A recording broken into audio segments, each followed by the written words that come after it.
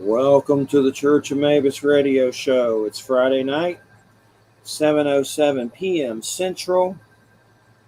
Got Jay with us here tonight. Jay's How's it rocking going? it. You doing Joe's gig after this? Yes, I'll be on Joe's show. Politics. News and politics, war in Ukraine, stuff like that. Yeah. Well, tonight's guest, Edward Pandemonium. It's great to have you here, Edward. How are you doing? It's wonderful to be here. Thank you for having me, and I want to thank my friends Marshall and Laura for letting me come and use their equipment to talk to you. And then we got Brian Gerard. He's recommended you, so that's another dude to thank for me and you. He recommended you. Don Webb. Very good. Thank you, Brian. I think I know him through Don Webb and Stephen Flowers. I know he's asking for more Don Webb and Stephen Flowers on the show, so that's I got Don Webb coming, but Stephen Flowers, love the guy, but he hates technology. I swear, he just does not like any kind of tech. He's been on the show before, but I think just because of the StreamYard thing, he ain't coming on. So I don't know. It's just weird. I think he's Amish, but I'm not mad about it. This happens, but. Well, he's going to hate this conversation then as we get into talking about my book, The Agathon Engine, if you all read that during our preparation time. Yes, indeed. And I know you talk about waves. I had some Swedish author on about waves. Are you talking about like waves of energy and that cause consciousness expansion and things like that? No, the fourth wave concept comes from the book, The Third Wave by Alvin Toffler that came out in 1980. He talked about different sociocultural waves that have happened in history. Originally we had hunter-gatherer societies, and what he calls the first wave was settled agriculture and the development of city-states and things like that. And then the second wave was the Industrial Revolution, factories, and the third wave was computerization. And what I propose as being the fourth wave is that all of those technologies and the advances in computerization with artificial intelligence and robotics, nanotechnology, regenerative medicine, all these things, as they not only grow in and of themselves but converge with each other, will result in a civilization in which consciousness itself is the most important resource that we have as a civilization, because it will be the consciousness that runs all of this machinery that does all the heavy lifting and everything for us. And so that's not just ordinary, consciousness and creativity and things like that, but, to tie in more to the kind of things that I guess you guys talk about on this show, untapped potentials of consciousness that we don't have yet as humans fully. And, that with everything else being handled by machinery, that leaves us free to pursue those things much more deeply as a culture, as our primary activity. So what would you consider a wave, though? Is it energy? I mean, what is it? Well, he just called them waves in the sense that they were transformative waves that happened in culture and civilization. You've got cave people, hunter-gatherer societies, things like that. This wave of agriculture changed everything because people started staying in one spot. They started building cities, and that completely changed human existence. And then with the Industrial Revolution, as things became industrialized, and that's when technology really started to go. That was a wave that changed everything entirely, and computerization has done exactly. So it's kind of like you could a wave that washes over or rolls over like the human species, changing our whole way of existence from what it was previously. It was Alvin Toffler's idea, and I'm just kind of extending that further. Have you seen some of those weird stories where they see beams of energy going from planet to planet and things like that? Like the sun will send out one or things like that, and it hits the Earth. Those are I've seen the ones that supposedly came from the Earth. I saw one. I remember that went from the Earth to space or to the moon or something like that. Yeah, it's weird. It's like I don't know what it is. It's almost like a planet sending information to a planet. I don't know what it is, but it's weird. It's strange, whatever Well, it there's is. this idea that there are like some kind of underlying communication structures throughout the universe that are like, you know, either naturally forming, or some people have said that, you know, if you have an alien civilization that's technology is sufficiently advanced, their technology basically becomes the laws of the universe. So, you know, whichever way you want to look at it, that there are, you know, people talking about these mega structures, you know, that connect seemingly unconnected things in the cosmos. I'm not really too knowledgeable about that though, but I mean, Yeah, I have heard of it. it's interesting for sure. I don't know crap about it either, but I've seen little weird space stories, you know, those from space sites and stuff about it. How they're always like detecting weird messages and don't know what they are or whatever. And everybody, of course, thinks it's aliens and all that stuff. But so what started you on your journey of all this? I mean, what was the catalyst? Was it when you were younger? What was the catalyst? The origin story. My origin story. Yes. Uh, And before that, were you someone besides Edward Pandemonium, and you took on that name? That's like your superhero name. I would say it's definitely my superhero name. Yeah, it's my name was always Edward though. Okay. The it People always ask me this in interviews, and it's either it's an answer that's either unsatisfying or maybe not even believable to people. But just I came out of the womb with an interest in certain tropes and ideas, and you know, pursued them as best as I could, as you know, my brain allowed, and as far as like at my whatever age I was and whatever resources were available and things like that. And you know, your tagline for me, self-made philosopher and futurist, is perhaps not entirely true. I did take classes on futurism at the University of South Florida when I was maybe like 12, I think. um, they were just enrichment classes. They weren't. I wasn't in college at 12 or anything like that. I'm not saying Yeah.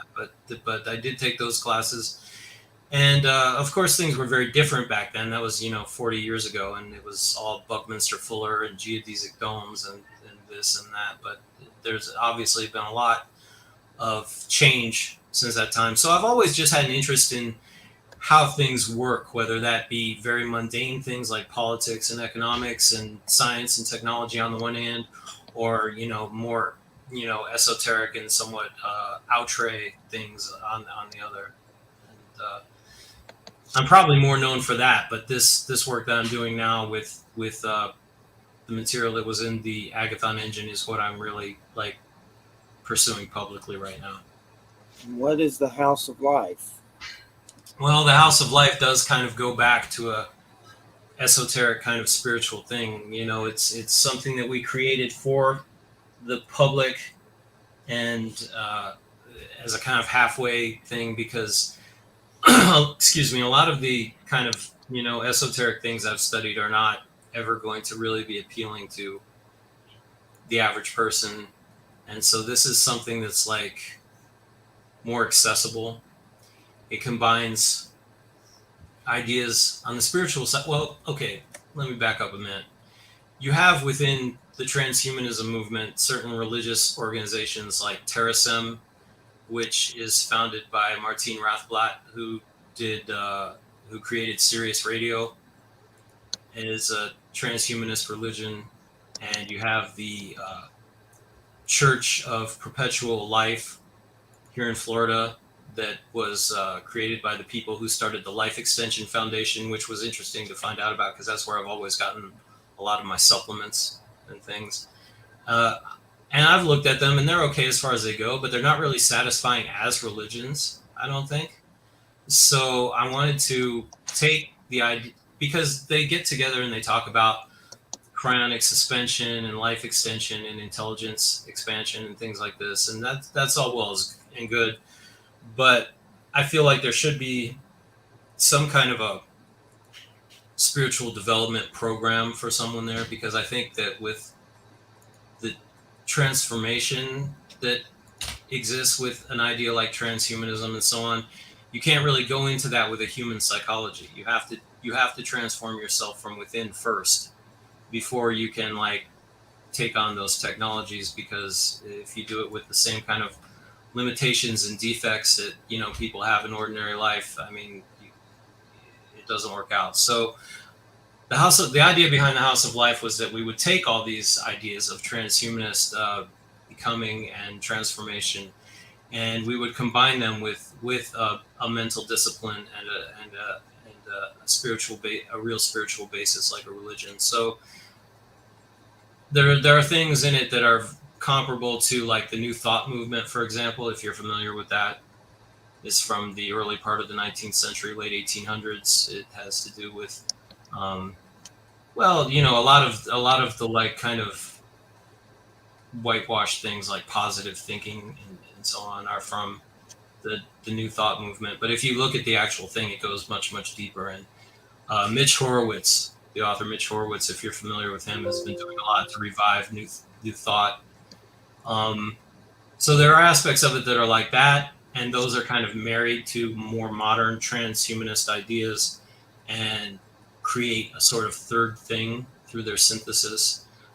It's very early days for the House of Life yet, so I can't really go into a lot of detail about what we're doing and how that works out, but we do have a Facebook page where I post mostly technology news, sometimes more spiritual things. As it grows, it'll take off. I'm not sure where we'll really end up. It's only a very small group of people, just a handful of people right now that are even involved in it to any degree. We do have a set of 9 tenets that I sent to you. If you wanted to talk about those, that would be fine. But it's still very much in gestation. But hopefully, I've explained the gist of it enough to be of benefit. And then the first principle, recognition of the mind fire of awareness. What do you mean by mind fire? Like just the power of the mind? Yes, I talk about the mind fire also in the Agathon engine. It's kind of a poetic term. Consciousness is often, described as fire or light. I know that when I was a boy, I won our county spelling bee in the 6th grade, and they gave me a trophy. And at the top of the trophy was a lamp, like Aladdin's lamp. And I think that's a symbol that's used a lot in schools and so on. And it's the same idea of fire, light, and of course the brain itself is highly electrical, just in a very, mundane expression. So it seems like a good metaphor. Yeah. So who were some of your influences growing up, author-wise or teacher-wise? You said Mitch Horowitz. I've heard of him, but I'd have to do some digging to see what he did. I'm sorry, that name. who? I've heard of Mitch Horowitz before. Yeah, well, no, Mitch, I only came across a few years back. Talked to him on Facebook so much. He's not involved with Facebook anymore.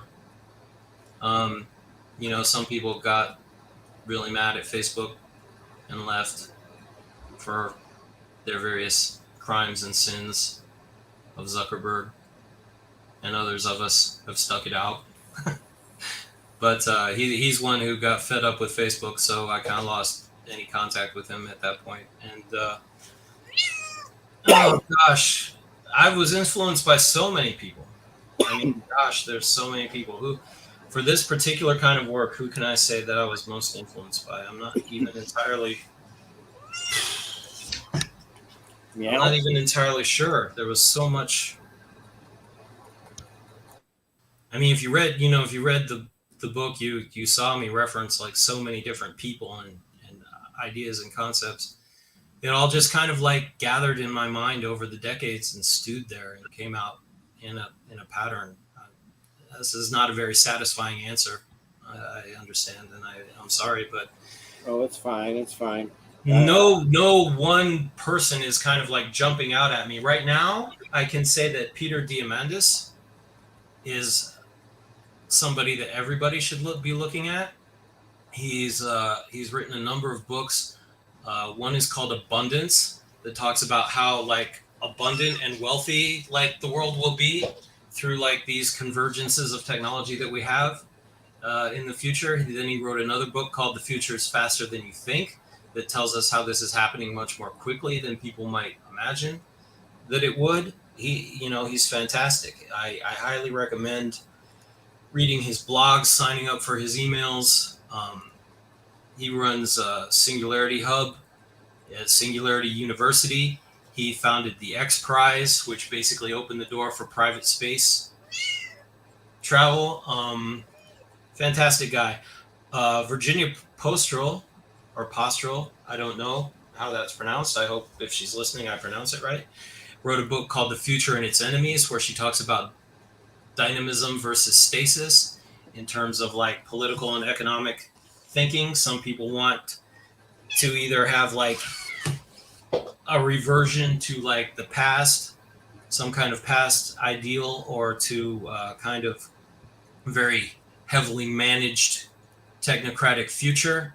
And she calls those stasists after stasis. And dynamism is much more free and open.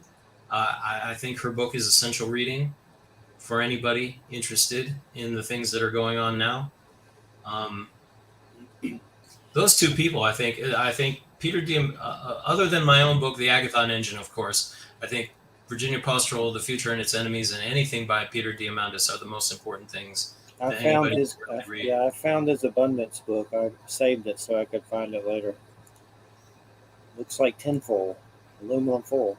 It is shiny. Yes. Does he mean? Is it kind of like abundance, like you would think in like the self-help movement, like shamanism and stuff, like just abundance? Or No, is it it's based on the idea that like technology will be so advanced that we'll be able to produce anything super cheaply. Uh-oh. I don't know what happened to Jay, but I did see him bounce out. uh-oh, I see something in comments. Oh, that's somebody else. I was just making sure he didn't say anything. Well, yeah, I saved this book to check out for sure. So, what about psychedelics? Do you get into that? Is that something you explore with or open to? I have. It's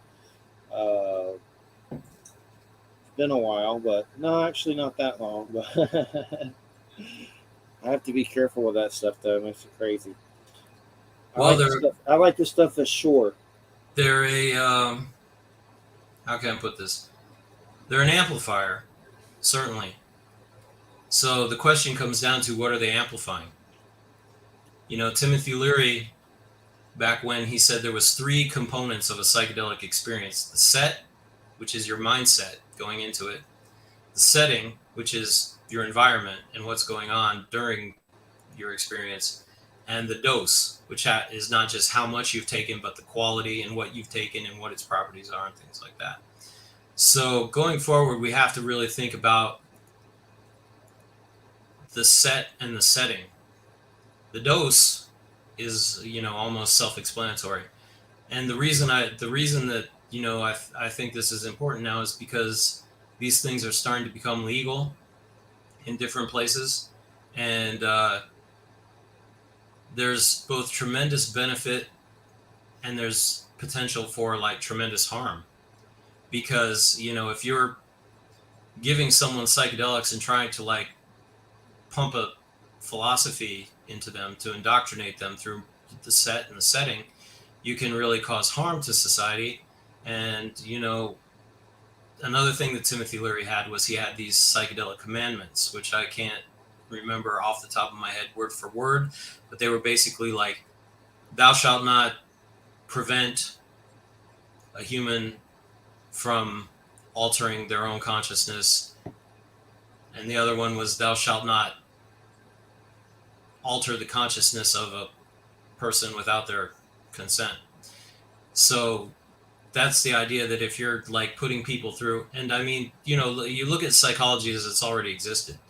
Psychology is, got a really bad history of leading people.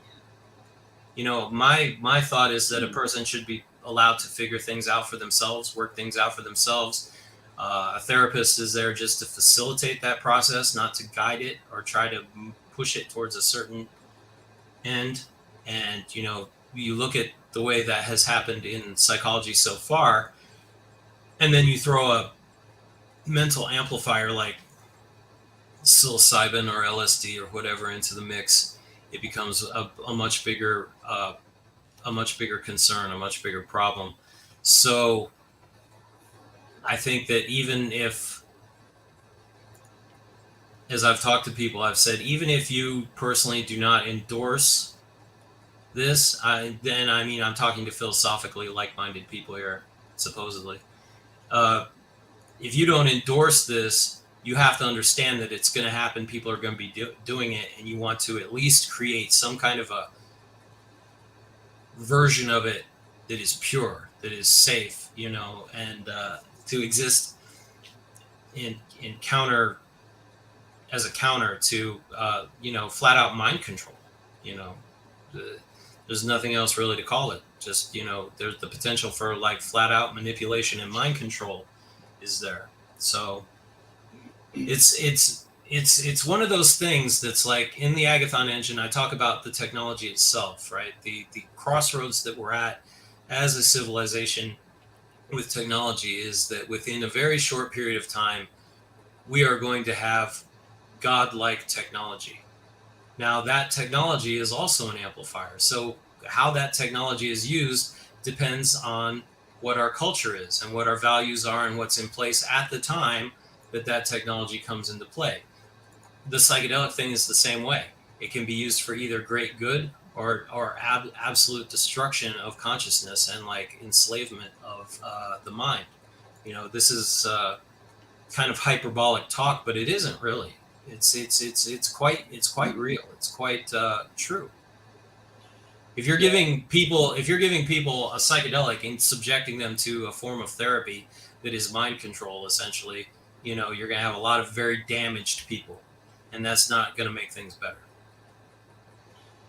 Definitely. We had a guy on, Dr. Richard Allen Miller, not too long ago. He was one of Timothy Leary's experiments. He was a Mensa level genius. He's a scientist, but that was a trip show. That dude reminded me of the guy from The Scientist, Rick and Morty dude, that even burped sometimes. Like, it was like, even one time, like, I don't know what I thought of everything he said, but I mean, he was legit. He's been on Coast to Coast and stuff. Mm-hmm. But I swear he was rambling, and one time he's like, I met a gray alien in a mech suit. And I was like, what did he just say? Like, I mean, we've had guests on like that, so it's not that out of the ordinary, but it was just a trip for sure.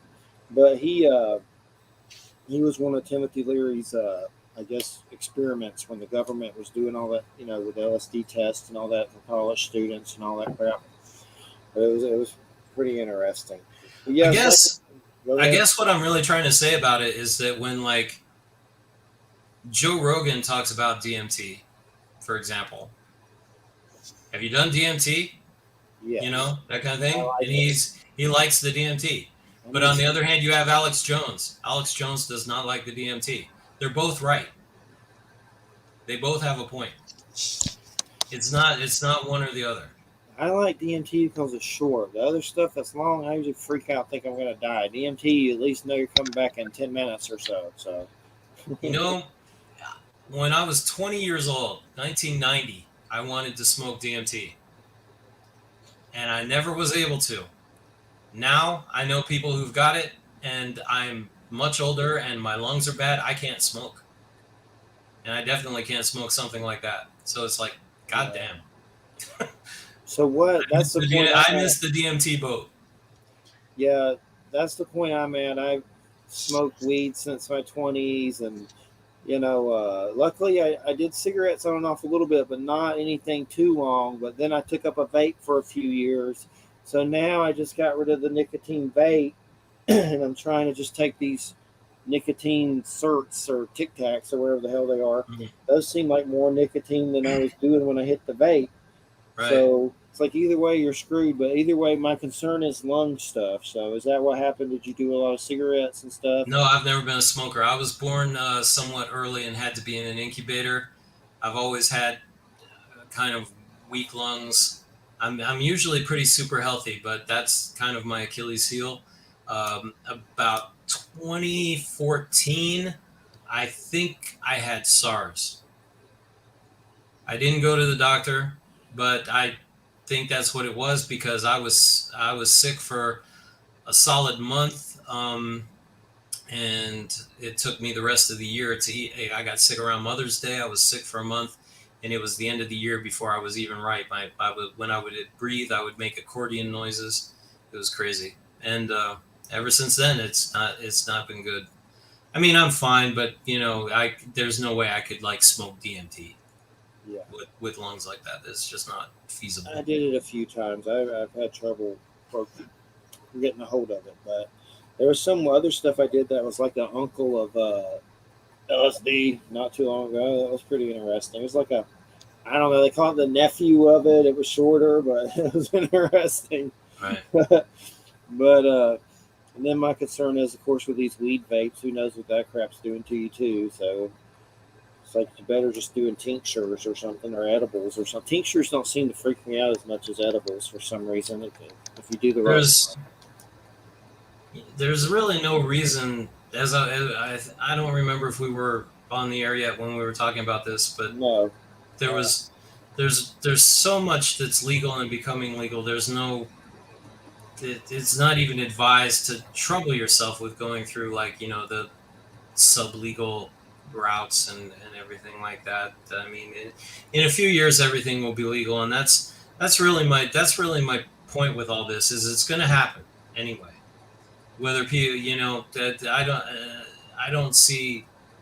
Well, I mean, something could happen. Some kind of weird cultural turnaround, but things are becoming increasingly legal. San Francisco just passed an ordinance decriminalizing things. It's growing, it's spreading, so it's going to be a thing. And as I said before, the Joe Rogan stance and the Alex Jones stance are both equally valid. So it's an issue to really pay attention to and be awake about, Definitely.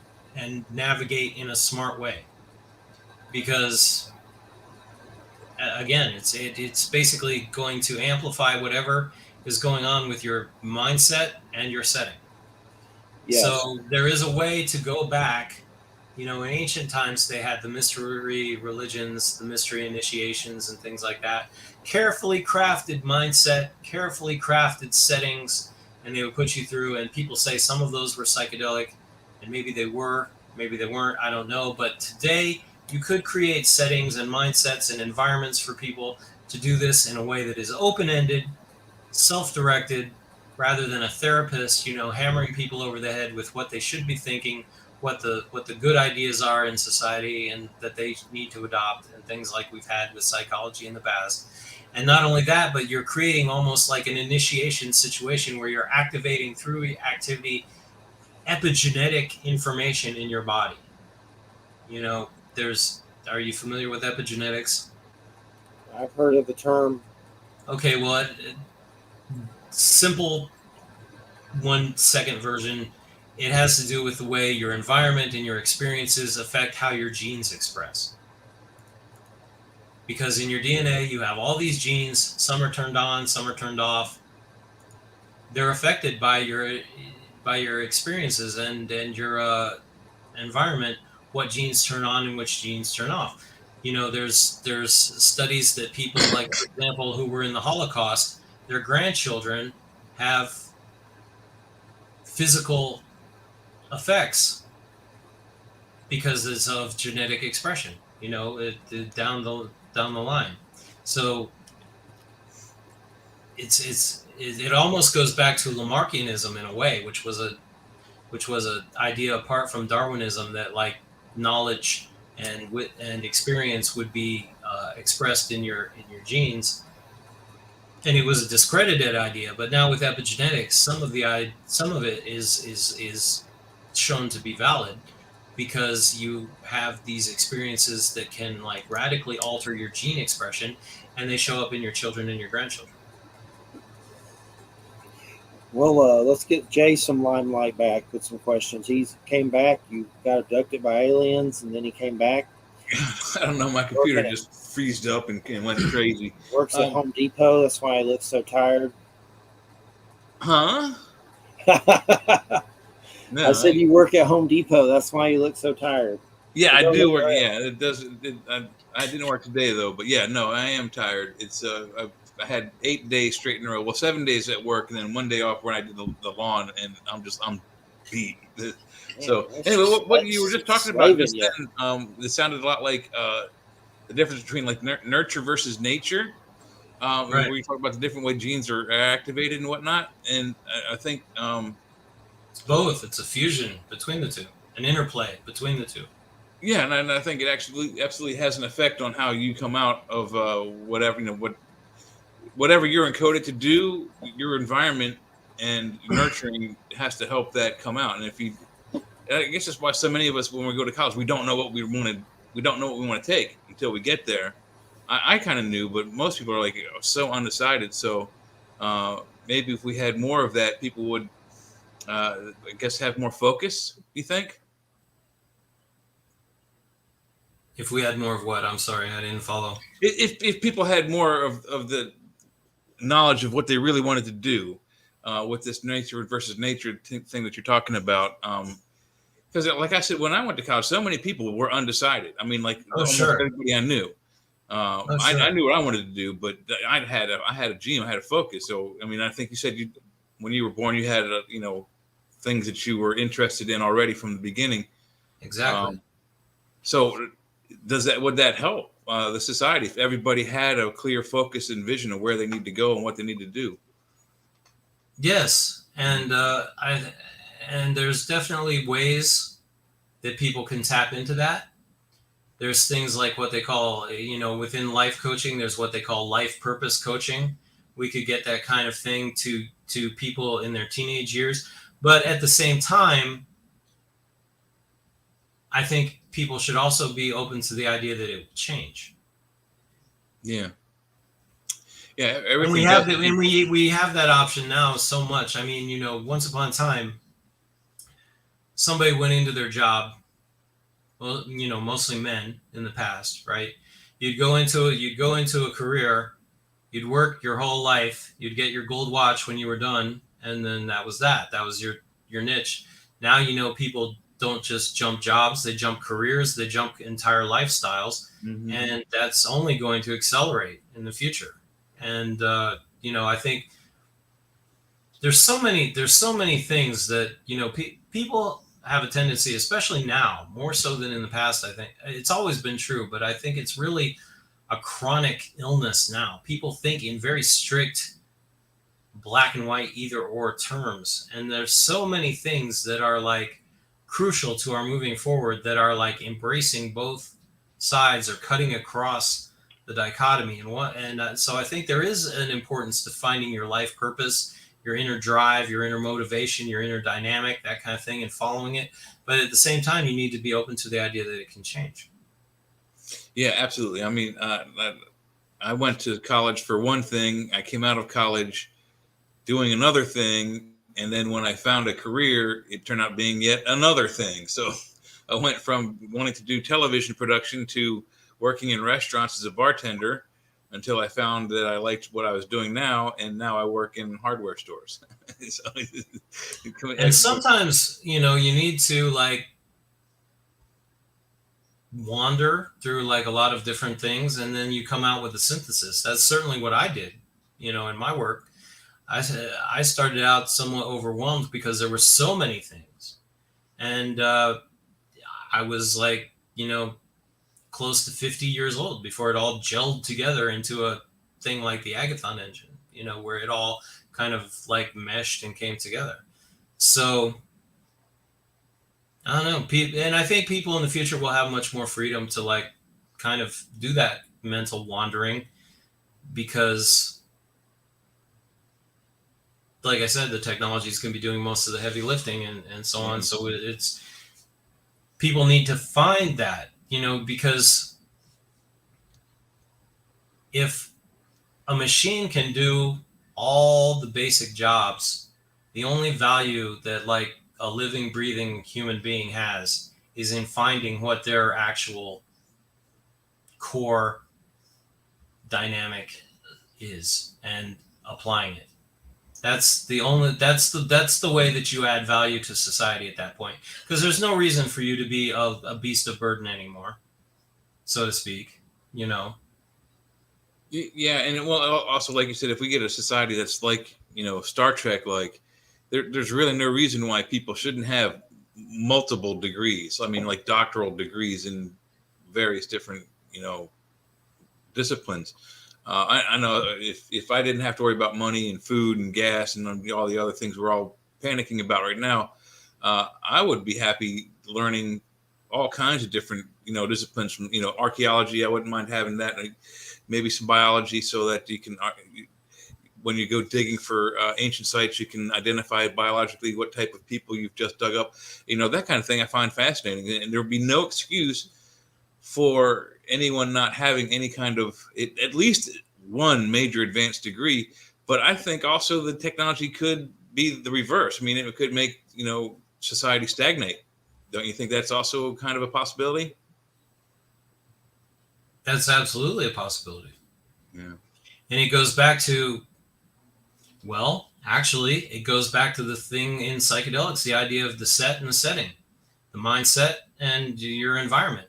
If we create a mindset in people that is about growth and learning, and those are like key things in the culture, and if we have a setting that encourages that, then that's one thing. But if it's just, here's a bunch of stuff, here's your universal basic income, here's your food rations, and here's your video games on the metaverse, and so on, then people aren't encouraged to develop. That's the whole thing, is making the concept of development and growth and becoming the key value in the society. And it's not anything like that at this point in time. So, I mean, there is with self-help and things like that, it is to a certain extent, but not in the sense I'm talking about. Now think about this. With longevity research, I cover a lot of longevity research in my groups. I put out a lot of news. We're very close to advanced longevity. A lot of people don't realize that, if not immortality. So what are you going to be doing? What are you going to be doing in 1,000 years? You've got the time to do whatever you want. So what are you going to do? You have to sit down and be like, God damn, I'm just here forever. So what am I going to do? Am I going to just sit here and, eat like hot chips and like be in the metaverse and like, do whatever? Or do I have a purpose? Do I have a function? You might go on a quest. I mean, a serious, passionate, intense quest that lasts you like 150 years. And then you're done. And then you can be like, oh, what am I going to do next? You see what I mean? It's that same idea of, you have a passion, you have a dynamic, but then you're also open to changing. It's like, to go back to Timothy Leary, he had a formula for the future. One of the things, when we had our very first meeting at the House of Life, we talked a lot about Timothy Leary because, he's known for in the 1960s, the psilocybin experiments, the LSD, all that kind of stuff.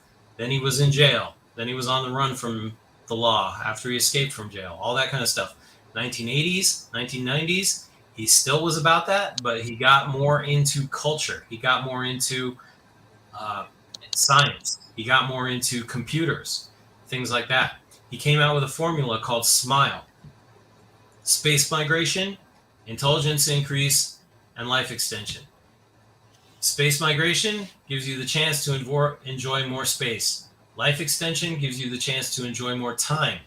Intelligence increase is the key to both of the things. So intelligence increase is the evolutionary imperative. It is the way forward. It is, and once we have like worked that out, there are things that we have to like work out in our relationships and in our environments that support and sustain that.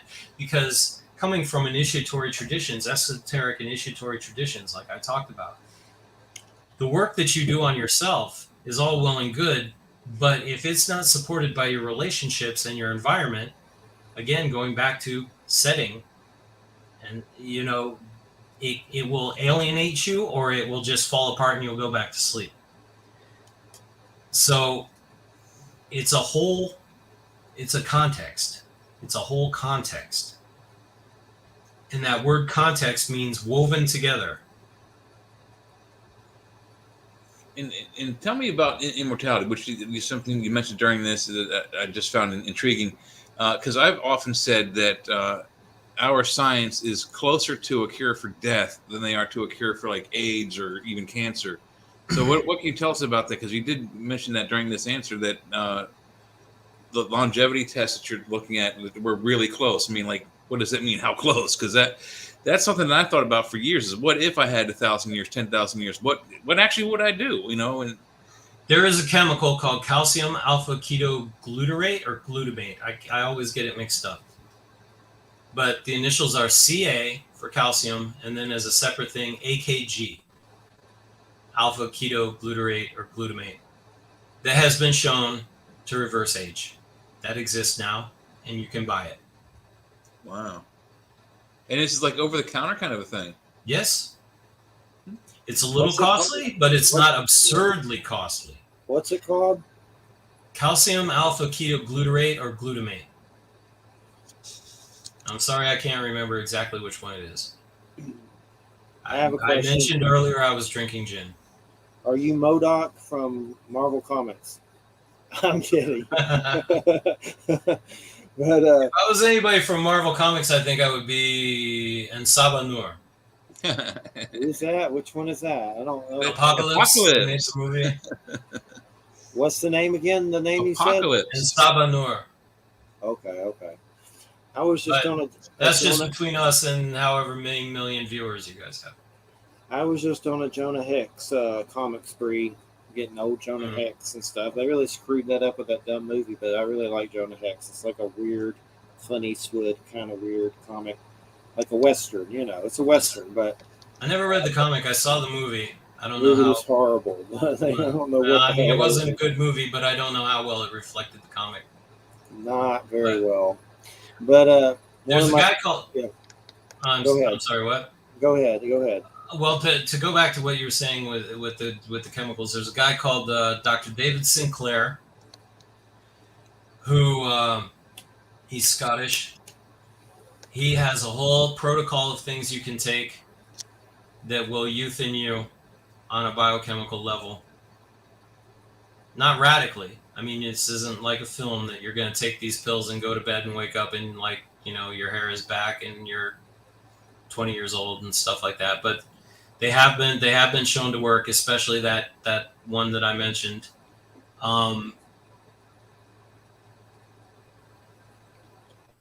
They're, as I say, they're costly, but they're not super costly. And they exist now, and things tend to come down in price. And, when this goes into that idea of with the acceleration of technology, when you can 3D print drugs, then they get like super cheap. Everything comes down in price eventually over time. That's the thing. And I don't know. We're pretty close. I have news all the time that like age has been reversed in mice, but the one I mentioned has been tested in humans and did show result. So yeah, we're there. Yeah. We're there. For the people, I know some of the people who follow like my private groups are listening.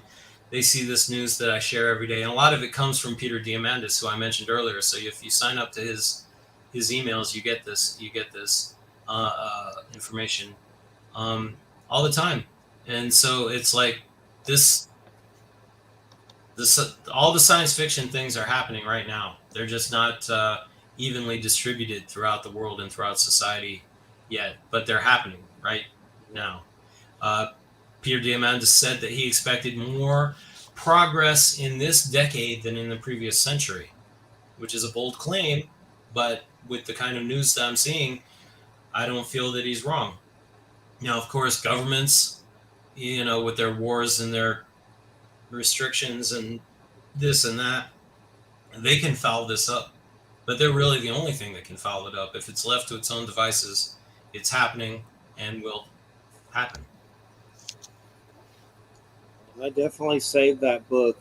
But one of the big reasons we do this show, just to give you some origins on it, is my Georgia. It's always just messing me up. It just pops in. That's why I have to do psychedelics. But anyway, when I was 17, Jay can tell my story. No, I'll tell it. I've told it so many times. 17, testicular cancer. I woke up from exploratory surgery and they said, Jeffrey, we took a nut and you have to go through chemo. I cried. I didn't know what the hell was going on with any of that. I was like, I never, thought I'd ever go through that, ever. And then anyway, I went through it all. I'm fine.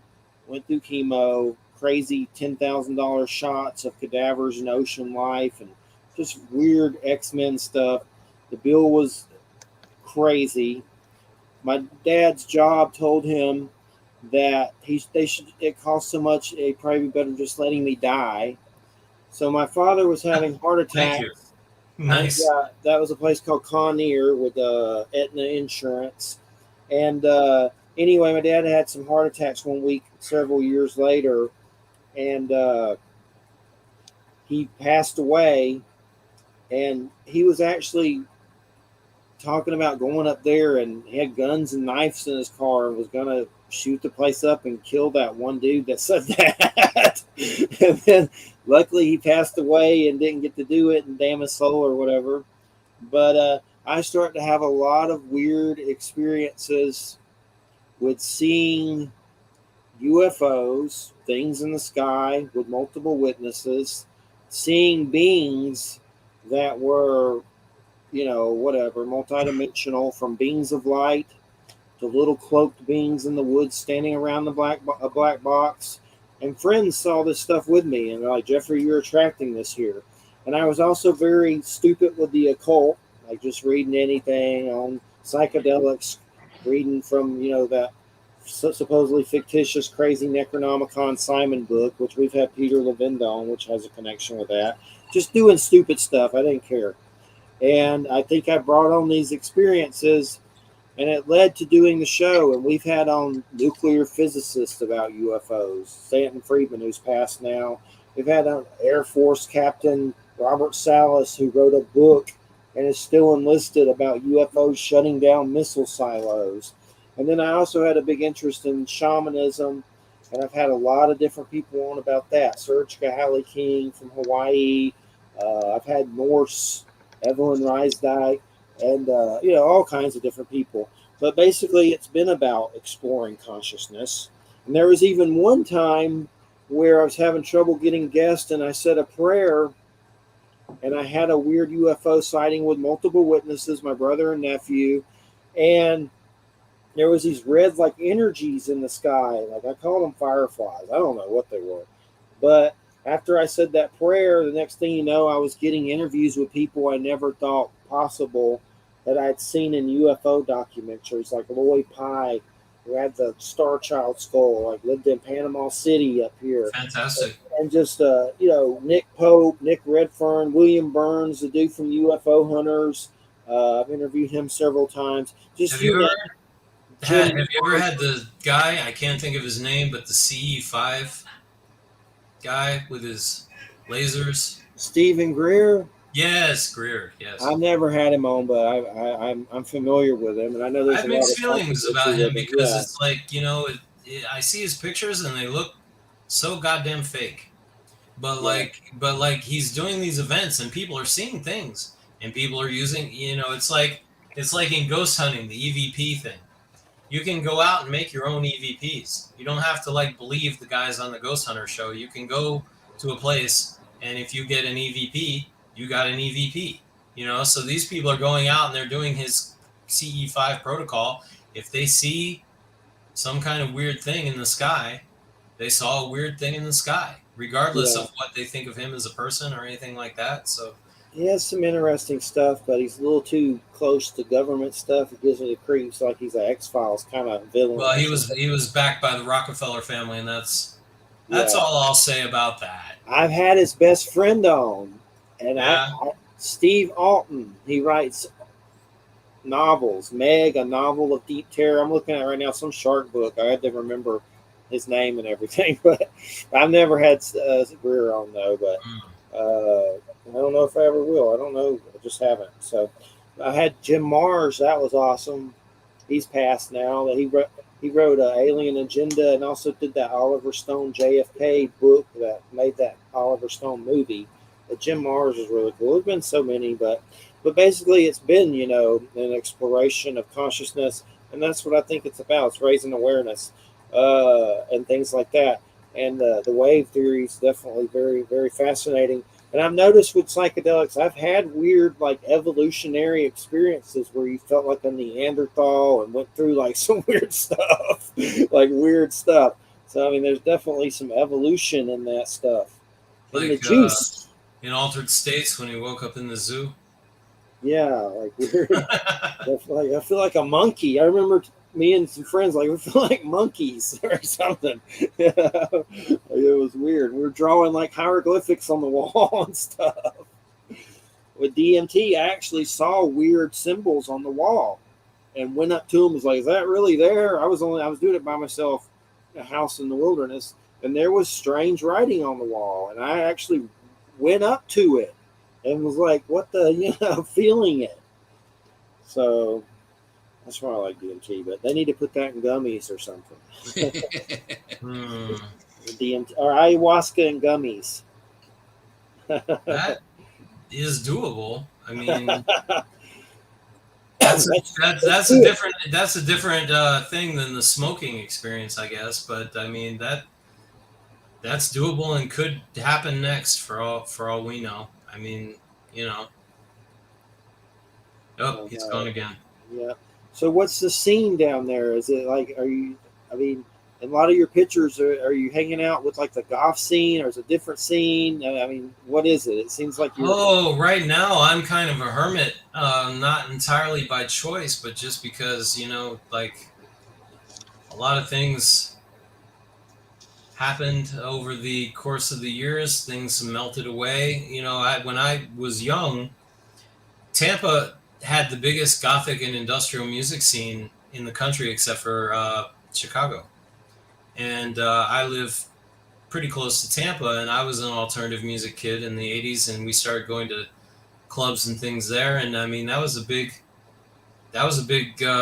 deal, because back then that music scene wasn't just about music and the clothes you were wearing. There were like books and authors that you read. There was like all this stuff like tied in together. There was movies. It was like a whole culture. And that all kind of faded away. I mean, there are still a couple places you can go in Tampa for that kind of thing, but that all kind of faded out over the years. And then, we just had we were lucky here in Florida. We didn't have big lockdowns like some of the places did. But when things were locked down, I had a place where we were all just kind of meeting privately. That was fun. But some of the people the people are moving north from me, and like I don't know what I'm gonna do. The people that I'm here with now are talking about moving a couple towns north, and a friend of mine here in town did as well, and some people that already lived a couple towns north are moving even a little farther north. I guess I'll be forced to move north, but my thing with the town that I live in is my family were founders. They were here before it was even incorporated as a town, and we lived on the same land for 106 years, and it was kind of a thing, and it's all just kind of falling apart, and they're building like 4,000 home Yeah. neighborhoods and things like that, and it's just not the same anymore. They're kind of forcing me out in a way, but That scientist I told you about said Florida's going under, and he had like some weird map and all this stuff. I was like, I hope I'm up top, so hopefully, it won't reach all the way up here if it goes under. I actually run a group. I mean, I know you're up in the Panhandle, right? Yeah, I'm about Georgia, about 30 minutes from Dothan, Alabama. Well, I have a group for my county that's like weird stuff that's happened here in the county, because there was an article that said that we were the weirdest county in the weirdest state, and so that provoked me to like start this. I'll send you an invite for that, and you can see some of the stuff that's in here. Yeah. I think you'd be interested in that. But, yeah, I'm from Georgia, but moved down here after my dad died. It was my mom's great, wonderful idea, and I like it for the most part. But the heat is just too much at times for me. It's just too much. So I'm glad it's about to get cold. I'm a Capricorn, born the day after Christmas, so I like cooler weather, and Florida sure ain't. Luckily, as I say, I'm a sixth generation Floridian. If it gets too much below 70 degrees, I'm very uncomfortable. Really? So, yeah. Thin blood, I guess. I don't know. But, no, I'll send you that. But, yeah, no, social life the last few years has been very poor in a way, because, like, I used to have these huge social circles, but, like, looking back, they weren't, like, really the best people. And I have really good people around me now, and I'm very thankful about that, even if it's like, people I can count on my fingers. So I feel very good about that. I'm from Georgia, and I had easier friends. I had the easier time making social circles and friends there. Here, nothing. Like I have a fiance, and sometimes I wonder if she even likes me. But other than that, I don't even like. I suck at it. I don't know what it is. I feel like an alien here, like resident alien. No, but that's understandable. So I had a weed dealer. But I got the medicinal, so he went away. But he was sort of going back to what I was saying before. As a teenager, my town was much smaller, and I was like the first Gothic kid in my town, like in the 1980s. So it was a difficulty, but it blossomed into this whole huge thing. So now I'm doing these other things, and I hope that'll blossom into a whole huge thing too for this next stage in my life. Well, I mean, it's definitely fascinating, and you're definitely come across as very intelligent. And you should you have wrote a book, but have you gotten it published, or you should definitely move in that direction? The book I gave you? Yeah, that's actually published on Amazon, right? Yeah, that's published. Yeah. Okay. No, I've had several books published. That one is different from all the others, though. Cool. How can people find that on Amazon so I can direct them? Edward Pandemonium, right? I wrote that under the name Fourth Wave Initiative because I want to start a nonprofit, and in 2025 we're going to redo that book, update it, because things are changing so fast, and I may not be the only author. So that's the reason that I did it that way. I have a number of books under my name, Edward Pandemonium, that people can find that are, but they're different than that. But at the same time, they're probably things that would be of more interest to the listeners of your show, because they come from my past. See, when I first started putting these ideas out there, I came from kind of an occult background, and that's what I was writing about, and that was a way to express the ideas. And it gradually, over time, it was like it was taking things from the spiritual and the abstract into the concrete and the mundane. And that's where the Agathon engine came about, and that's where I'm trying to focus now. And if I rely too much on my past, obviously I don't have, the kind of credibility with, more mundane people and things like that. But the Gospel of Pandemonium. Wow, that book would not have any credibility with mainstream people whatsoever. that was my last book on that kind of like occult topic, and it is pretty spicy. So cool. Well, we've had Temple of Set on Don Webb many times. I see it says from the Aeon of Set through the age of Satan and the Aeon of Horus. Definitely interesting, for sure. So now we're confirming all the conspiracy theories that Satanism and transhumanism are linked to each other, I guess, by like putting that book and my new book together. And they're definitely fascinating. You can go to Edward Pandemonium and see his books. And then how do they go to the other one, Fourth Wave Initiative? That's what it's written as. The book is called The Agathon Engine. All they have to do is look for it on Amazon. Spell Agathon for those out there that need spelling. Agathon. Okay. I'm just making sure I'm plugging your stuff in case time runs out. We still got a good bit, but I just want to make sure I get that in there in case I. Yeah, like I said, I have no clock here, so I don't even know how long this has been going on. A little over an hour, I guess it looks like. I see up in the corner of your page. Yeah. We got about the halfway mark, 47 minutes or something. So, have you personally had a lot of spiritual experiences or paranormal? Has there been like weird things that happen? Like my whole life has been weird. I wouldn't even know really where to start. Any UFO stuff? I have not had UFOs, and I'll tell you something. This may come as a shock, but I was not interested in UFOs for a long, long time. Which seems like something that it would be a natural thing for me. See, when I was I don't know how old you guys are. 47. Okay, well, I'm 52. So as a kid in the 70s, right, everything on TV was Bigfoot, UFOs, Stonehenge, ghosts, right? Yes. That was it. Hell that was yeah. a big fad pop culture like deal. So but UFOs, I just was like, it's interesting from a science fiction point of view, but I just never got into it. Then much more recently, I got into the idea that like UFOs are just kind of like the modern version of like the fairies and like other like paranormal things, and that there's a wider phenomenon that goes beyond the idea of like aliens and nuts and bolts spaceships and things like that. And I've become quite interested in that, and but that's fairly recent. Yeah, there's I've seen some fairy stuff that's related to UFOs. Very similar phenomenon. I personally have not seen any UFOs. I'm a little jealous of your experiences.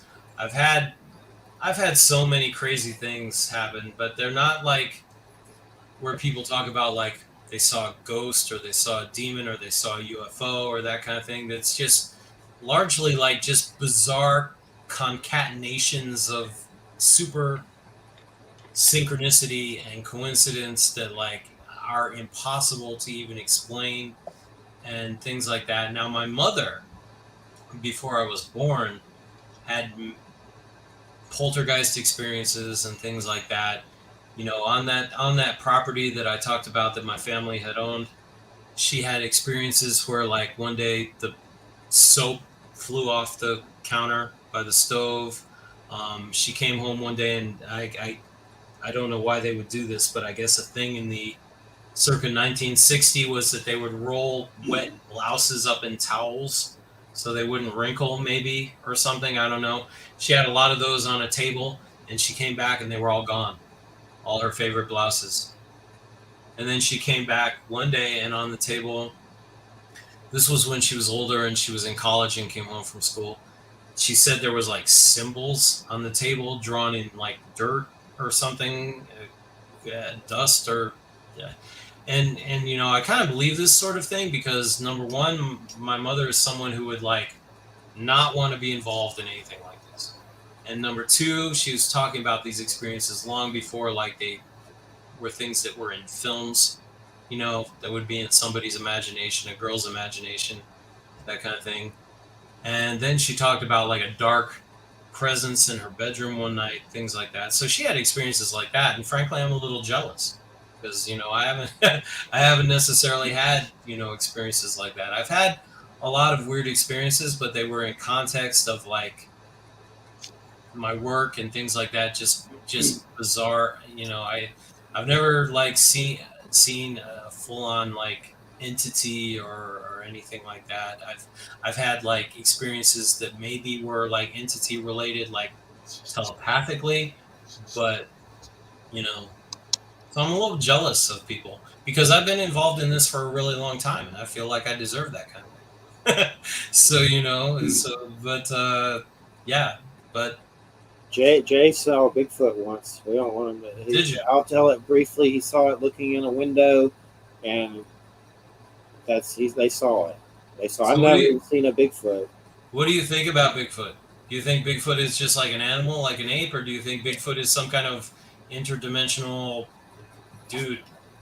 I don't think it's interdimensional. It didn't display any of that kind of behavior. There's a possibility that there's a book called the Blue Planet Project book that has a list of some like 160, 180 different alien species that have and or are still visiting the Earth. And one of those species is kind of like a Bigfoot, Chewbacca, Wookiee kind of thing that uses technology. So there may be some people mistaking their Bigfoot experience for an alien-looking Bigfoot experience, but the one I saw, it was human. It was as close to being human. It was closer to human than any chimpanzee or ape we have on record. And the chimpanzee is like the closest thing to us. So they're like 99.99% Right. dead on. So maybe you would call it more like a Neanderthal kind of looking. Human. It looked 100% human. Except for the fact that it was like 13 feet tall and covered in 90% full of hair, but it was without question a human face. You couldn't fake that. That's wild. I think there's something weird to him. I don't know exactly what, but if you look up Ron Moorhead, which is like a top level Bigfoot dude that's been around town, he has a book called Quantum Bigfoot, and he gets into quantum physics and Bigfoot and bending light, and there's something there. I don't know exactly what, but there's something weird for sure. I have a book on Bigfoot filled with interviews with people from Bigfoot field. Well, of course, in Florida, we have what they call the skunk ape. Yeah, same thing. And when I looked up a long time ago on the Bigfoot website, there were 2 sightings in a little place called Elfers. It's really so adjacent to the town that I live in that it might as well, be the town. But see, here in Florida, there's an issue where we have like a lot of tourist attractions, and apes have escaped. And there are like wild monkeys and wild apes in Florida now. And sometimes I feel like some of the things they're describing are that, because I mean, obviously, as I said, coming from like, being interested in this stuff as a child, I have a belief, that kind of thing. But I'm also like trying to discount like any kind of like mundane explanations. A lot of people don't understand like chimpanzees, for example. When they're older, their faces turn totally black. They're not like the chimpanzees that you see. They have the pale faces as children and stuff like that. So I mean, like a wild chimpanzee would obviously look like a Bigfoot to somebody, and we have that here. So you have to kind of take that thing into consideration. I don't know. It's like I say, I wasn't interested in it for a long time, but now it does interest me, because we obviously live on a very small, like we perceive a very small sliver of what's going on. I don't remember which Carlos Castaneda book it was, but Don Juan took Carlos Castaneda to a valley, and he had a table set up, with like, I don't know, dishes, teacups, whatever and stuff. And he was like, okay, Carlos, this little setup we have here is the reality that we normally perceive. And the real reality is this. And he held out his arms, and it was like the big wild valley, around them in the mountain and so on. That's real. That's true. That metaphor is not entirely a metaphor. That's the way it is. Definitely. I like Carlos. I'm always looking for those experiences, though. Have you ever seen that guy that's frozen stiffs, has a hearse ice cream truck in Tampa, sells ice cream out of a hearse? Yes, Frozen Stiffs. I've had him on. It was a good show. Oh, he was Tony was on your show. Yeah, sure was. Tony was one of my best friends in high school. He lived with me for a couple weeks when like he was fighting with his grandparents. Awesome. That's crazy. That gave me goosebumps. Yeah. I saw my fiance saw it and shared it, and then I said, I'm going to write this guy and get him on. It'd be weird. And I said I was the first Gothic person in my town, but he was a close second. Awesome. That's cool. I know he's into music and stuff. We talked about a lot of music and stuff like He that. moved. I haven't really been in contact with him in a long time. He moved to Atlanta for a long time, He came and I know back. it. Huh? Yeah, I'm pretty sure he came back. Yeah. Yeah. A lot of see. There used to be when I talked about the clubs in Tampa and so on. There used to be a club called Masquerade, and they opened one in Atlanta, and I've a been lot to of people. Atlanta. Yeah, a lot of people moved up to Atlanta.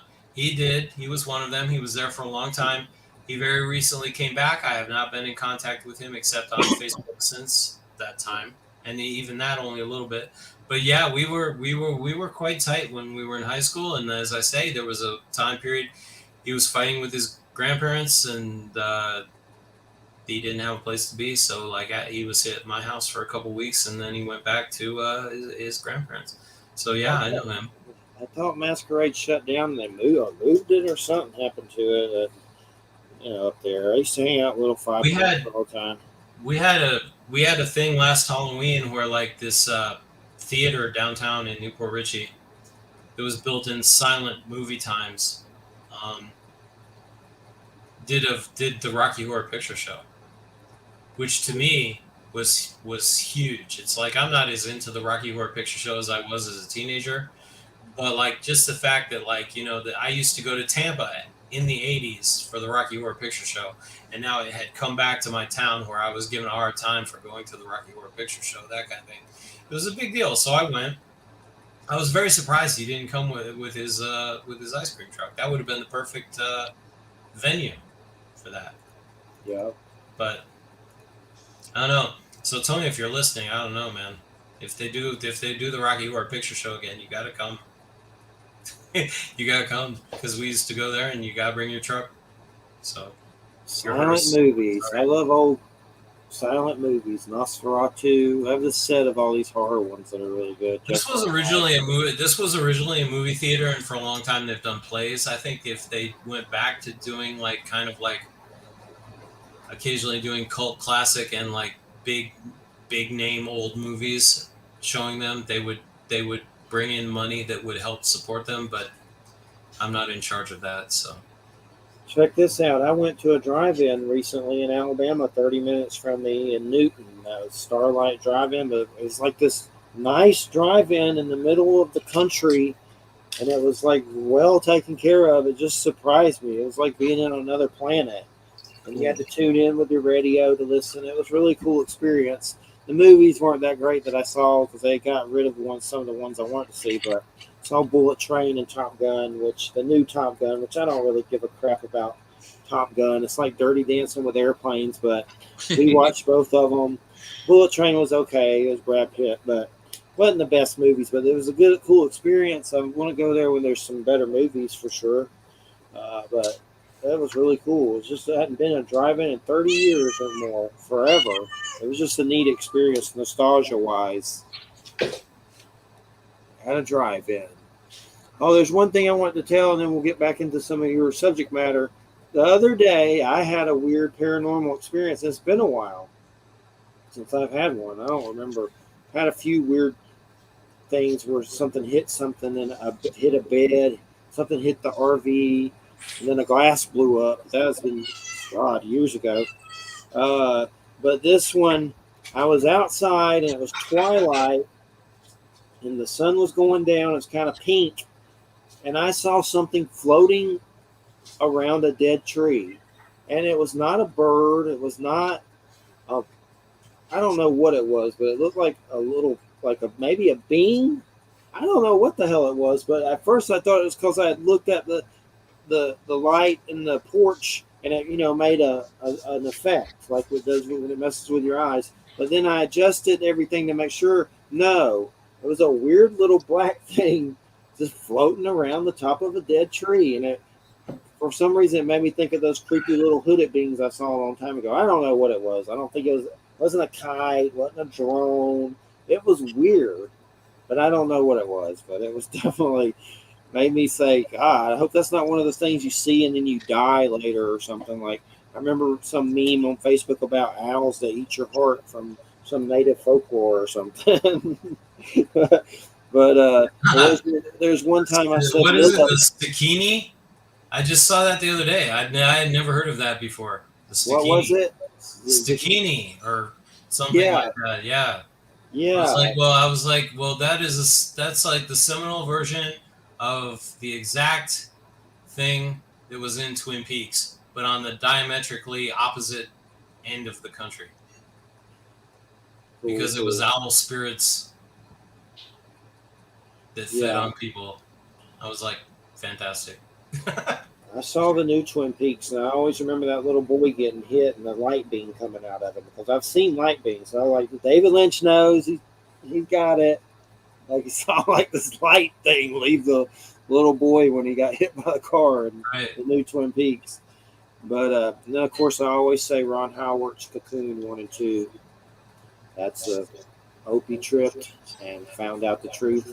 There's The something guy, to the energy beings.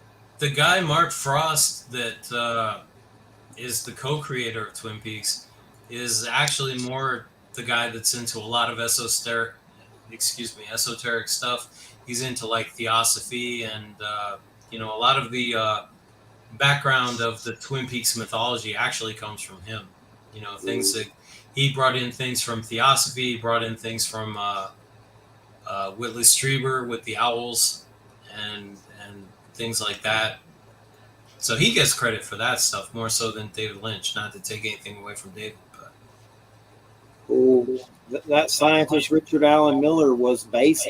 Somehow he was Mulder from X Files was based on him, and he told the story and everything about Chris Carter and all this weird stuff. But somehow that character is based on him, and he's dead serious about it. At first, I was like, "Is this dude making up stuff?" But no, he's been on Coast to Coast and telling the same story, but just some weird situations.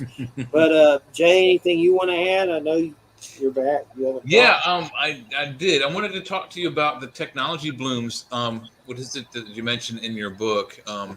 Where is that page? There it is. So you say that Toffler's book and some of the consciousness that you're talking about based on some technology blooms like the settler agricultural industrialization and computerization. Do you think, or do you feel that any of the technological blooms, and there's actually more than three. I think three is a low number, but it seems to me that the technology blooms we've had are not natural. Like it's from some other location. You know what I mean? You know what I'm saying? well, in the traditions I Aliens. come from, consciousness is not natural. Man. I mean, it depends on how you define natural, but if you define natural as mechanical, as the things that just happen in the course of nature as a sort of cause and effect, the idea of like consciousness, volition, imagination, those kind of things can transcend and move against what is mechanical. So they are, by that definition, in that context, you could call them unnatural. And so, Yeah, I have to think that it's because it's been so exponential since you just go back to the turn of the century, to the last turn of the century, 1900s till now. I mean, in the 1900s, like 1901, we had no airplanes. 1905, we have airplanes. 1945, now we have jet airplanes. I mean, just the progression is so fast that it momentum. seems to be completely unnatural. That it's being somehow like it's being guided from some unseen hand. And I think that there's a good possibility that there's some extraterrestrial guidance and or some nuggets of technology being dropped down on us so that we can improve to their level for whatever reason that they want. Maybe, but I mean, have you ever had experiences in your life where, like, once you got the gist of something, it started to like exponentially expand? You got a momentum going, and it got faster and faster. It snowballed. If you were free to go with that, it rolls, it goes, it gets bigger and bigger on a kind of exponential way.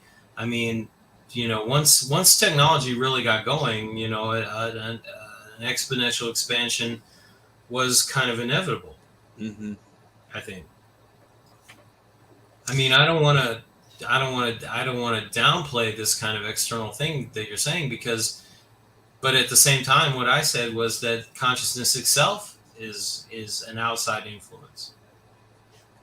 And once consciousness becomes more conscious and like has the freedom to like work and do those kind of things, in the Middle Ages and what have you, there wasn't like a lot of this goes back to Virginia Pastoral and the Freedom in its or the Future and Its Enemies book. Mm-hmm.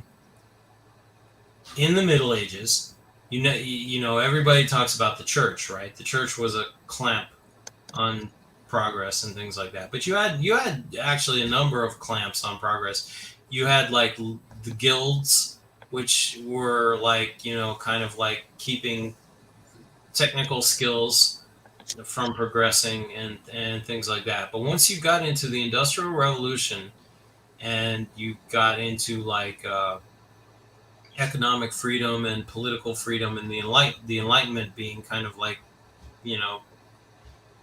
at the same time as that, parallel to that, I can't think of the guy's name, but there's a TV show called Connections that I really recommend that shows how like these things happen. And once they get, once things get going, and if they're free to do so, they gain a natural momentum. It's like, things rolling downhill, they get faster and faster, or that kind of thing, as an example, as a metaphor. But as I say, consciousness, I feel, is unnatural in a way. And like, if we go back to what I said earlier about not being into UFOs and so on until I was presented with an idea of them being a larger idea than just nuts and bolts spaceships and things, consciousness plays into that. And it's like, there's a whole other world over there, somewhere, somehow, there's a world of consciousness, and there's a world of material expression, and things start in consciousness and they gain momentum, and if they don't have any kind of like resistance or block, then that momentum goes and goes and goes, and as it goes, it becomes exponentially faster, and these things happen. So I mean, that's not to go against the idea of what you're saying, but it's a larger context in which that occurs. Yeah, I tend to agree with you on almost all of that. The problem, I think, is that we may have both different philosophies.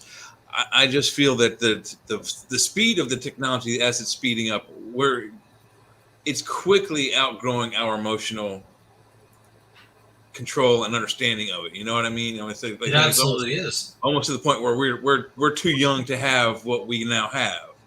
Yeah. And when you listen to this again, earlier we talked about the idea of like transforming human consciousness in a way to be able to cope and manage.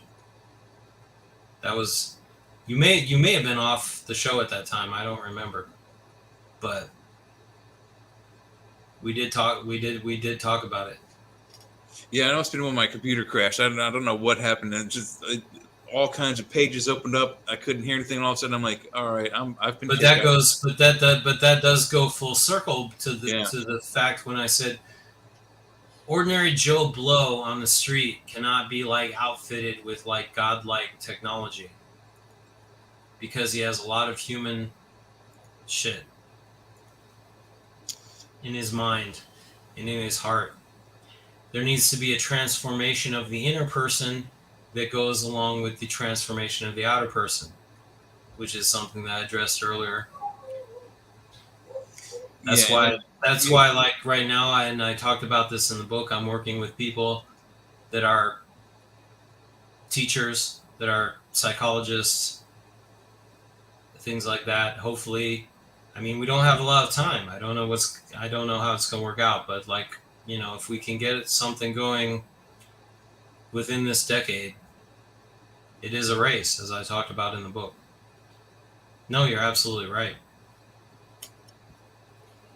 You ever got into Jeffrey Mishlove, any? Is that name ring a bell? That's a good one. Jeffrey Mishlove. You know what's funny is Jeffrey Mishlove, I have a videotape of him interviewing Robert Anton Wilson that was given to me, that somebody had, and it got into my hands somehow. from like a long time ago. I mean, like the 80s or the early 90s. And it's a really weird, awkward video. And I didn't think much of Mishlove because of that interview. Because he's just saying stuff and he's laughing like inappropriately, and Robert Anton Wilson is just looking at him strangely and stuff. It's a really super awkward video.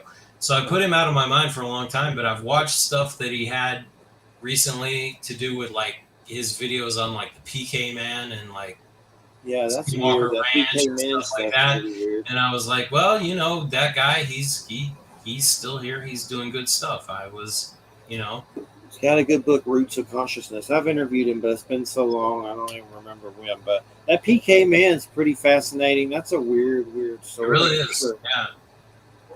Like, I'd have to look it up again, but it's basically a dude that says he causes earthquakes or something. Like, it was weird. He could control storms and lightning and things like that.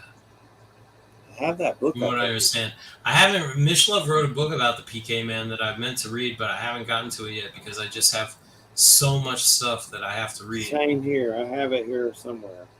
But that was the idea, and it was like apparently he was in. I did read the PK Man, and I can't think of his name. The PK Man, yeah, the guy's actual name. But he wrote a book on how to talk to aliens. It was like I mean, that was the title of it, like How to Talk to Aliens or something like that. I'll have to check and it I did out. read that, and like it was basically to imagine these two cricket or locust-like aliens and a visual, like a TV screen or a computer monitor or something, and there was a symbol with a lightning bolt and I found red it. disc that you were supposed to imagine and things like that. Telepathic interaction with these. He said, visualize these things and it will hook you up to telepathic interaction with the aliens and stuff like that. And I didn't really pursue it, but like, How to contact the space people. Is that what it's called? Yeah, it looks like a Timothy Beckley book, but I don't think it is. UFO Man. Timothy Beckley, oh my, like Inner Light Publications. Yeah, I've interviewed him. He passed away not too long ago. Did he? Yeah, he sure did. But he's a trip. He used to send me boxes of books. But the one, I mean, I liked him, but there was something kind of creepy about him. But anyway, he was one of those people you interview and you can't get a word in. It's like, will you just shut up for a second so I can like ask a question? He's like, Arr! But that's only other than that. He passed away. But yeah, I looked up that book. I saved the cover to look that up later. That's pretty fascinating. How to contact space people. But yeah, the PK Man and like the Skinwalker Ranch stuff. I watched that and I was like, this is good stuff. It is interesting. So I changed my mind about Jeffrey Mishlove, but I still haven't watched a lot of his stuff. But you know, I watched the Skinwalker Ranch show. I'm familiar with it all. The books. There's a new book. This is a complete digression from my work and everything that we've talked about, but it's fun. So let's go there. There's a new book, Skinwalkers at the Pentagon, that supposedly it's a sequel. When I first saw like a preview or a trailer or whatever for the Skinwalker Ranch TV show, and I saw the guy who bought it, the guy who owned it, and he had like a Hellraiser box like on his shelf behind him in his office. I was like, fantastic, I need to watch this show. So I watched the show, right?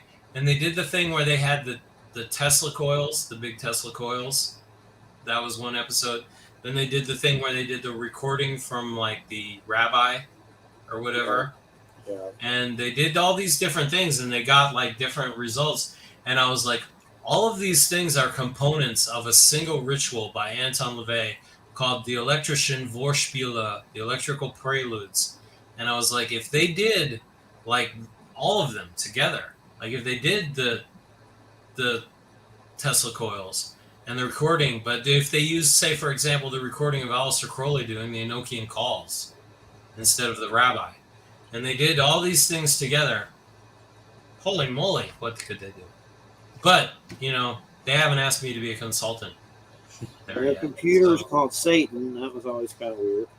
Computer there at Skinwalker Ranch. Oh, I didn't know that. Yeah, they named it Satan. There's also a sequel to that book. There's a book, The Hunt for the Skinwalker by George Knapp and Colin Kelleher or something, something. But it's a real good book. But there's a sequel that just came out to that book called Skinwalkers at the Pentagon, and it's all about all kinds of crap. But anyway, one of the stories is some military that went out there had phenomenon follow them home, and they felt like their children were in danger or something. I haven't read Hitchhikers. the book yet. They called that hitchhikers.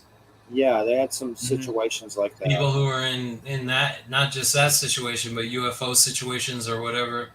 Hitchhikers follow them home. And they have weird experiences, ranging from poltergeist phenomena to whatever.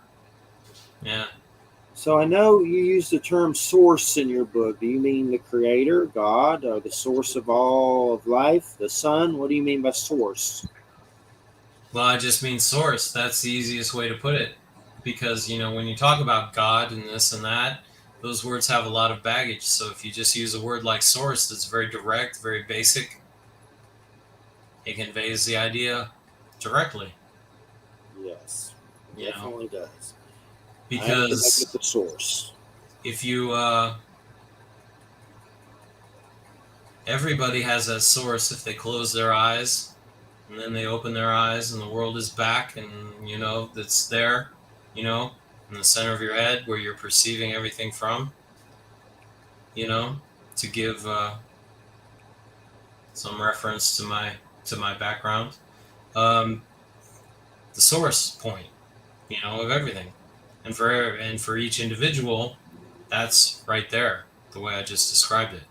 Where it is in the universe, or holographically, or anything like that, it ultimately comes down to the same thing.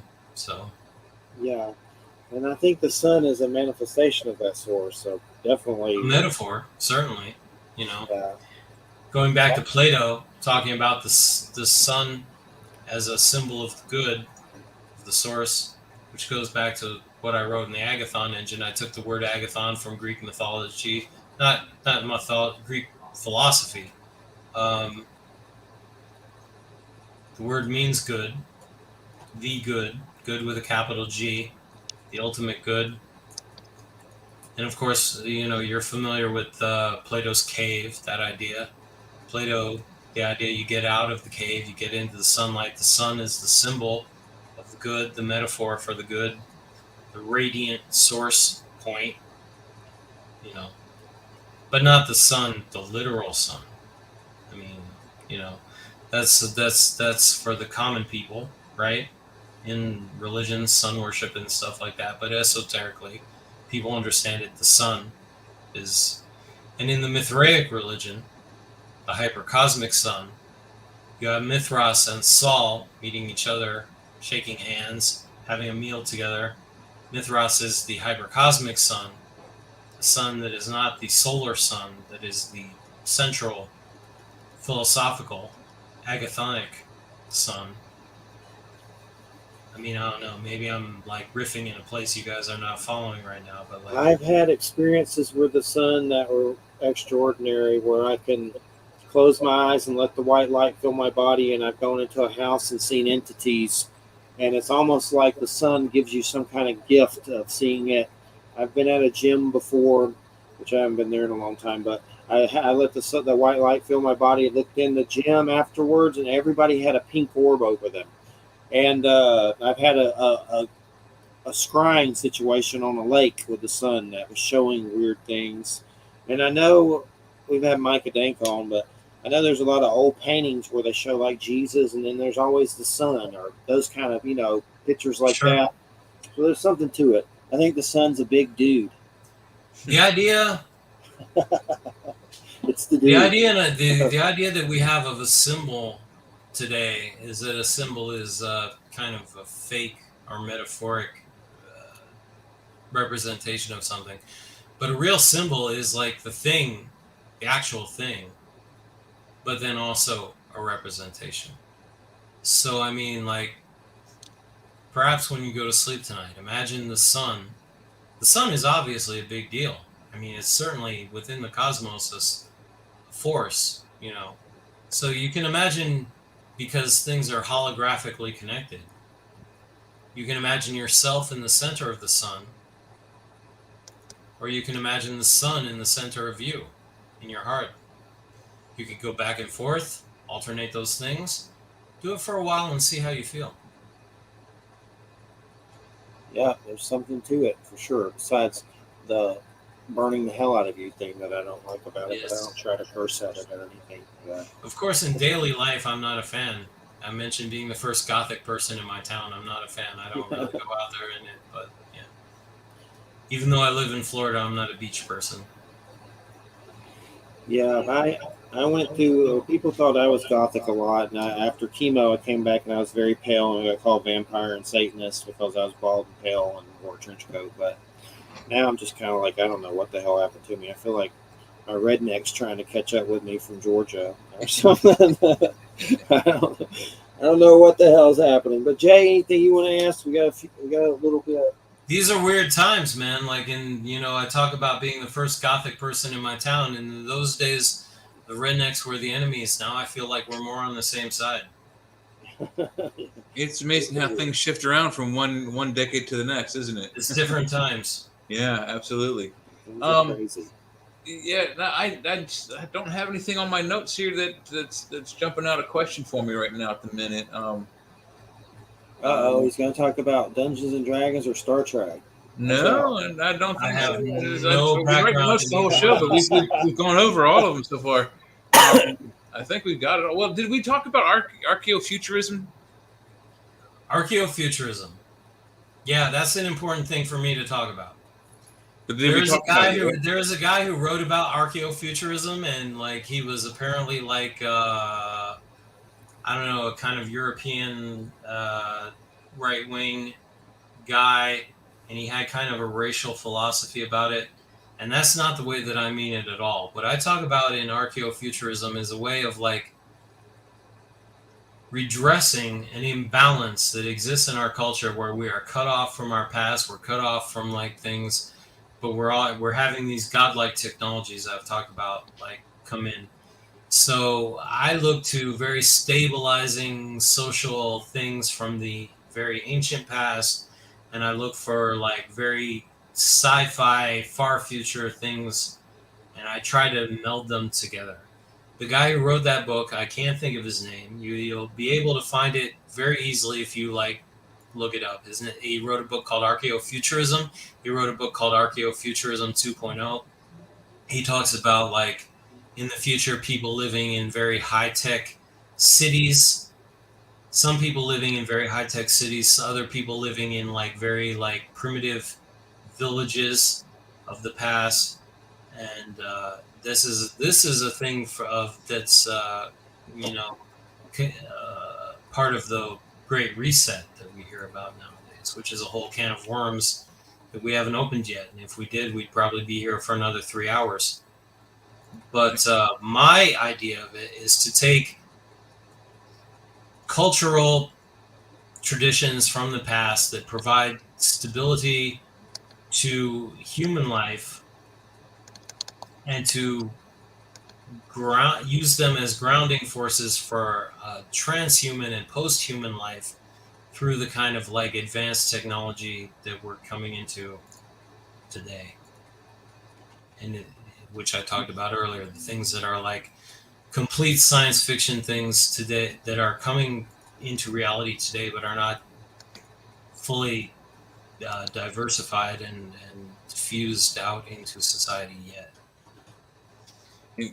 Guillaume Fay was the author of that archaeofuturism book that you mentioned. Okay. I just looked it up. Yeah, for example, I'll give you a very easy example for people to understand, because the MCU, the Marvel Cinematic Universe movies, are very popular right now. The Asgardian planet, Asgard, and Wakanda, those are traditional societies that have advanced godlike technology. That is the example of archaeofuturism that I talk about. Yeah, when I kind of read that in the pre-show notes, I kind of just pictured like an American Native American Indian with a big feather headdress and like the blaster rifle from Aliens, you know, the pulse rifles they had. It's kind of what vision went through my head. You know, it's like modern and future kind of blends together, like you say.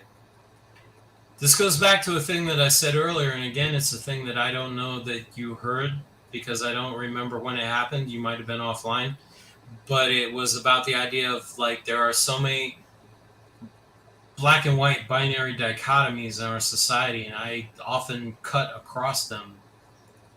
And this is one of those things. It doesn't. There's an idea that like there's a trajectory, a linear trajectory of time, the future, and like this is the past, this is the future. And I was like, no, we can take things from we can take whatever we want. We can take things from the past that we like. We can take things from the future that we like, and we can integrate them together in a much more holistic, society than what we have now. It's not an idea of just going from this to this. It doesn't have to be that way. I would much prefer to like take, very stabilizing forces from the past, whether it be in my ancestry, either like Norse culture or Roman culture, and but with also the benefits, the best parts of that and the best parts of what we're coming into, because both have flaws and both have good parts, but as conscious beings, we can pick and choose. We're not on a train track. It's not like a one line road from here to there. We can pick and choose what we want. It's an artistic project. We can pick and choose what we want and collage it together the way that we want, and we need to do that because there are lessons from the past that are important, and there are things that are emerging now as far as like technology and like our future as a culture and as post-human beings and things that are important. They're not mutually exclusive. Yeah, no, I agree. And I was kind of, with that description, with that explanation a little bit further, I get more of a vision like, like Leave It to Beaver, that's like the innocence and the family of the 50s, what the connectivity of today, where, almost everything is instant. Like if something explodes in China, you hear about it over here within minutes. Imagine if we had the family values of the 50s today with today's connectivity. I don't think we'd have, something going on in Ukraine versus Russia right now. I don't think there'd be any strife. In earlier books, and I mean, this is going into like my occult work that I don't necessarily want to talk about that much right now, but like I talked about ancestor veneration, which is a huge thing around the world. It's valuable for everybody. Obviously, there were things with our ancestors that we don't want, but ancestor veneration still has value. There's a meme that goes around on Facebook with the like fish that first walked on land, right? Yeah. And the person is like, "Oh, ancestor, give me your wisdom." And the fish thing is like, it says makes vague flopping noises, that kind of thing. And it's a joke, right? But I mean, but that fish can tell you some very basic things. It's like survive. The fish will tell you survive, breed, take care of support your group. Very, very basic things like that. Like it's not a lost thing. It doesn't have to be that way, and people have set it up that way. I talk about this in the Agathon engine. I say there are forces that would very much like us to be very isolated because we're easy to control when we're isolated, because we're dependent on the system. We're bought into the system. It's, this is obviously a corny thing to ever reference the Matrix, right? But going back to like, the scene from the Matrix, these people are all bought into the system. They're all potentially your enemy, right? So, yeah. People are all bought into the system. Don't be bought into the system. It doesn't have to be one way or the other. And that's so much the thinking right now. It's like if you go back to that fish, He's a fish. Don't make fun of the fish, right? He's, the fish got you here, right? The fish came from the ocean to the land. He got you here. So it's like, what does a fish gotta say? Survive, get nutrition, breed, support your group, Right. right? Basic things. And look at all those things I just listed. How many of them are attacked today? How many of them are like, things that people don't care about or actively like dismiss? Mm-hmm. Well, hey guys, we got to start closing out here. Uh, it's been great having you on. We've enjoyed it. It's been some great conversation. Do you have anything? Can you tell people where to get your books at again? The book that I really want to promote right now is The Agathon Engine. People can look up Edward Pandemonium and find my other books, but the book I really want to promote right now is The Agathon Engine. That's called the World Building Primer for the 2020s, so it is time sensitive. It is very important. All right. Well, we appreciate it so much, Edward. It's been great having you on. I Some appreciate fascinating having you having me, conversation. And especially since you came to me, out of nowhere. I didn't solicit you. Somebody put you on to me, so it was good. good for sure. And we'll get you on again sometime. We enjoyed it. And thanks to your friends for helping you out. And we appreciate it. Keep us in the loop. And I Sure. might have to private you about those immortality secrets sometime. Those things. I will hook you up. I feel like somebody beat the hell out of me lately. Well, I'll tell you. You look at my picture that you put up on your ad. That was 5 years ago. I was 47. So you ask yourself if I look 47 and see what you think. Alrighty. Well, we appreciate it so much. Definitely stay in touch. And hopefully Florida doesn't sink. And if it does, hopefully we've moved by then. And hopefully it Right. just hits me like right. I get the oceanfront property. Sure. I don't die. But we Thanks very appreciate much. it. Thanks so much. And everybody listening to Public Radio 107.7 FM New Orleans. And we'll see you next week. And let's see, who is that guest? I just looked at it. My memory's so terrible. Yeah, I was looking at it about an hour ago. Well, it's next week's guest. Oh, Eva Marquez. It's going to be about Palladians and aliens and weird stuff. So, Oh, yay. yeah, Jay will love that. But, all right, everybody have a good weekend. And I want to say I like Rings of Power. I don't, so what? There's multiracial hobbits. I don't give a crap. It's still good. I like it. It's a good show. I don't get some of the stressing over a black elf and dark hobbits. I don't know if I'm going to watch She-Hulk. Maybe one year, but I like Resident Alien. That's a good one. Alan Tudyk. That's real funny. But I like Rings of Power. I don't care if there's some Asian hobbits and black hobbits. Who cares? These are cocoons. You're going to die. You're going to shed them and fly away from them. Watch it and quit being so freaking uptight. Have a good weekend, everybody. Stay out of trouble. Good night, everybody. Take care. Thanks, Edward. Thank you. Take care.